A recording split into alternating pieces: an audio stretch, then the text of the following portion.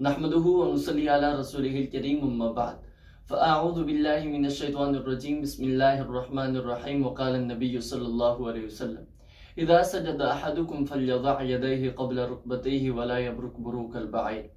आज की इस वीडियो में आप दोस्तों के सामने नमाज में सजदा करने के बारे में बात करेंगे। नमाज में सजदा करना ये नमाज के अरकान में से 6वां रुकन है। नमाज के अरकान में सबसे पहला रुकन आता है तकबीर तहरीमा कहना, दूसरा रुकन क़याम करना, तीसरा रुकन सूरतुल फातिहा पढ़ना और चौथा रुकन रुकू करना और पांचवा रुकन है रुकू से उठकर सीधे खड़े होना और 6वां रुकन है सजदा करना। दोस्तों आइए अब हम जानते हैं कि सजदा कैसे करना चाहिए। सजदा करने में सबसे पहली बात ये याद रखिएगा कि जब हमने सजदे में जाना है तो हमने रफ़उल यदैन नहीं करना। सजदे में जाते वक्त दूसरी बात ये याद रखिएगा कि हमने अपने हाथों को अपने घुटनों से पहले जमीन पर रखना है। इस बारे में सुनन निसाई के अंदर हदीस मौजूद है, हदीस नंबर है 1091 और यही हदीस सहीहुल जामिअ के अंदर भी मौजूद है, हदीस नंबर है 595।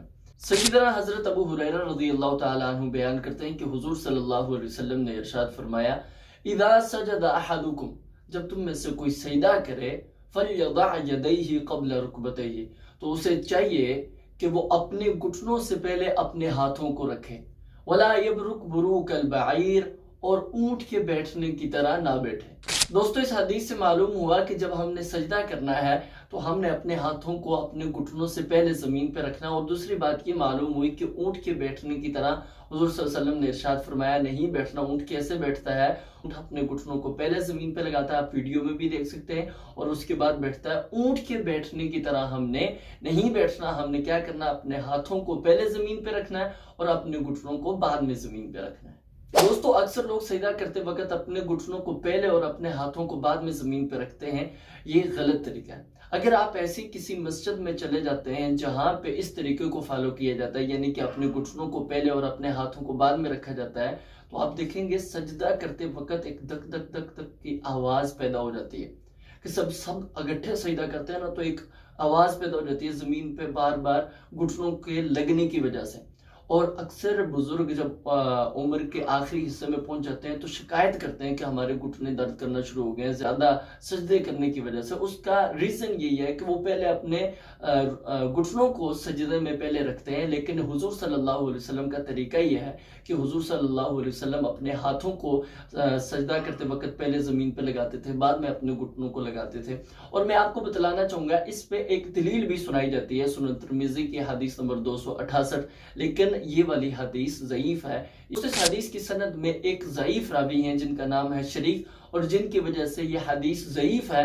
और हदीस ज़ईफ का मतलब होता है कि ये डाउट वाली बात है, पता नहीं ये हुजूर सल्लल्लाहु अलैहि वसल्लम की बात भी है या नहीं।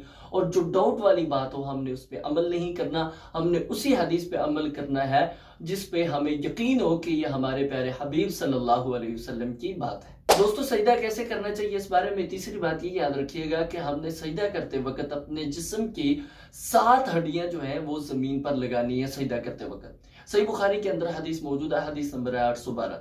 सय्यदना हजरत अब्दुल्लाह बिन अब्बास रज़ियल्लाहु तआला अन्हुमा इरशाद फरमाते हैं, उमिरतु अन अस्जुदा अला सबअति आज़म, मुझे हुजूर सल्लल्लाहु अलैहि वसल्लम ने 7 हड्डियों पर सजदा करने का हुक्म दिया। नंबर 1 अलल जबहा, पेशानी, व अशारा बियदिही अला अनफी, और हुजूर सल्लल्लाहु अलैहि वसल्लम ने अपनी नाक की तरफ भी इशारा किया, पेशानी और नाक पर, वल यदैन, और दोनों हाथों पर, व रुकबतैन, और दोनों घुटनों पर, व अतराफिल कदमैन, और दोनों पांव की उंगलियों पर।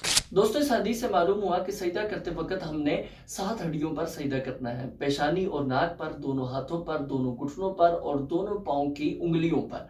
पेशानी और नाक को ना सजदे में लगाते वक्त अक्सर लोग गलती करते हैं। लोग पेशानी तो लगा लेते हैं लेकिन नाक अपनी जमीन से उठा के रखते हैं। ये बच्चों में ज्यादातर ये गलती देखने को मिली है, तो इस गलती से भी बचिए और 7 हड्डियों पर सजदा किया करें।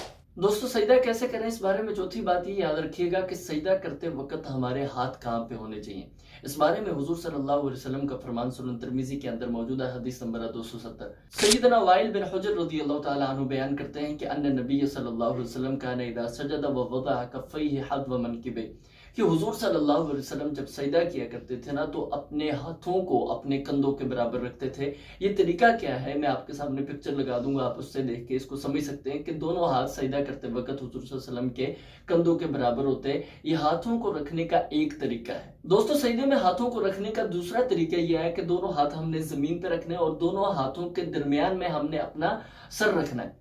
صحیح مسلم کے اندر حدیث موجود ہے، حدیث نمبر ہے 401۔ سیدنا وائل بن حجر رضی اللہ تعالیٰ عنہ بیان کرتے ہیں فلما سجد بین کفی، حضور صلی اللہ علیہ وسلم نے جب سجدہ کیا تو اپنی دونوں ہتھیلیوں کے درمیان اپنے سر مبارک کو حضور صلی اللہ علیہ وسلم نے رکھا۔ یہ دوسرا طریقہ ہے سجدے میں اپنے ہاتھوں کو رکھنے کا۔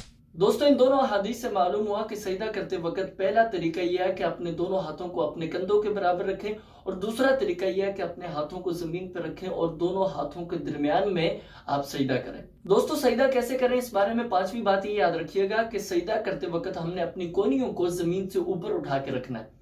صحیح مسلم میں 494 نمبر پہ حدیث موجود ہے، حضور صلی اللہ علیہ وسلم نے ارشاد فرمایا اذا سجدت فضع کفیک، جب آپ سجدہ کریں تو آپ اپنے دونوں ہتھیلیوں کو زمین پہ رکھیں، وارفع مرفقیک، اور اپنی کونیوں کو ایلبو کو آپ زمین سے اوپر اٹھا لیں۔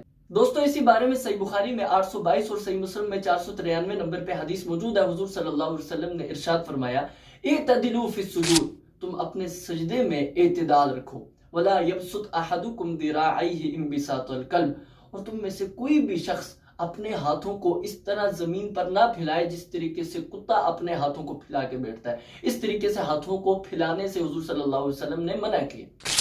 دوستو اس حدیث سے معلوم ہوا کہ سجدے میں اپنے ہاتھوں کو اس طرح نہیں پھیلانا ہے جس طرح کتا اپنے ہاتھ پھیلا کے بیٹھتا ہے۔ کتا کس طرح بیٹھتا ہے آپ پکچر میں دیکھ سکتے ہیں، اس طریقے سے ہمارے ہاتھ زمین پر نہیں لگنے چاہیے۔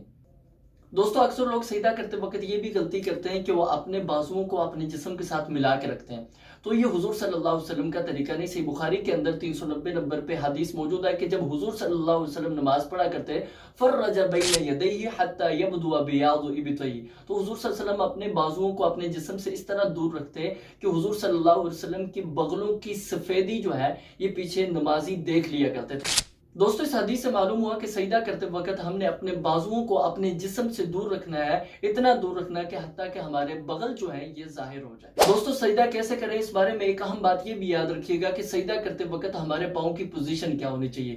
تو سب سے پہلی بات یہ یاد رکھیے گا کہ سجدہ کرتے وقت ہمارے پاؤں کھڑے ہونے چاہیے۔ اس بارے میں صحیح مسلم کے اندر حدیث موجود ہے، حدیث نمبر ہے 486۔ امی عائشہ رضی اللہ تعالیٰ عنہ بیان کرتی ہیں کہ فقدت رسول اللہ صلی اللہ علیہ وسلم لیلۃ من الفراش، ایک رات میں نے حضور صلی اللہ علیہ وسلم کو بستر سے گم پایا تو میں نے حضور صلی اللہ علیہ وسلم کو تلاش کیا تو میرا ہاتھ نا حضور صلی اللہ علیہ وسلم کے پاؤں کے تلوے پر لگا۔ حضور صلی اللہ علیہ وسلم مسجد میں تھے، وہ منصوبتانی، اور حضور صلی اللہ علیہ وسلم کے دونوں پاؤں سجدے کی حالت میں کھڑے تھے، اس طریقے سے دونوں پاؤں حضور صلی اللہ علیہ وسلم کے کھڑے تھے۔ یہ امی عائشہ رضی اللہ تعالیٰ عنہ بیان کر رہی ہے۔ اس حدیث سے معلوم ہوا کہ جب ہم نے سجدہ کرنا ہے تو ہم نے اپنے پاؤں کو کھڑا رکھنا ہے، اور دوسری بات یہ یاد رکھیے گا کہ پاؤں آپس میں ملا کے رکھنے ہیں۔ ہم نے اپنے ایک پاؤں کو دوسرے پاؤں کے ساتھ ملا کے رکھنا ہے، ایڑیاں آپس میں ملی ہونی چاہیے۔ ابن خزیمہ میں 654 نمبر پر اور یہی حدیث حاکم اور بہقی کے اندر بھی موجود ہے کہ امی عائشہ رضی اللہ تعالیٰ عنہ بیان کرتی ہیں کہ میں نے حضور صلی اللہ علیہ وسلم کو بستر سے گم پایا، میں نے حضور کو تلاش کیا، فوجدتہ ساجدا راسا عقبیہ، حضور صلی اللہ علیہ وسلم سجدے کی حالت میں، اور حضور صلی اللہ علیہ وسلم کی ایڑیاں جو ہیں نا وہ پاؤں کی ایڑیاں آپس میں ملی ہوئی ہیں، مستقبلا باطراف اصابعہ القبلہ، اور انگلیوں کا رخ جو ہے یہ قبلے کی طرف ہے۔ اس دن دونوں احادیث سے معلوم ہوا کہ سجدہ کرتے وقت ہمارے پاؤں کھڑے ہونے چاہیے، اور دوسری بات یہ معلوم ہوئی کہ ایڑیاں آپس میں ملی ہوں، دونوں پاؤں آپس میں ملے ہوئے ہونے چاہیے، اور پاؤں کی انگلیوں کا رخ جو ہے وہ قبلے کی طرف ہونا چاہیے۔ دوستو میں اپنی بات کو یہاں پہ کمپلیٹ کرتا ہوں، اور سجدے ہی کے تعلق سے اگلے ویڈیو میں بھی بات کی جائے گی، تو یہ دونوں ویڈیو آپ کو ضرور دیکھنے چاہیے۔ اللہ تعالیٰ سے دعا ہے اللہ سب سے پہلے مجھے اور میرے بعد آپ سب بھائیوں کو عمل کرنے کی توفیق عطا فرمائے۔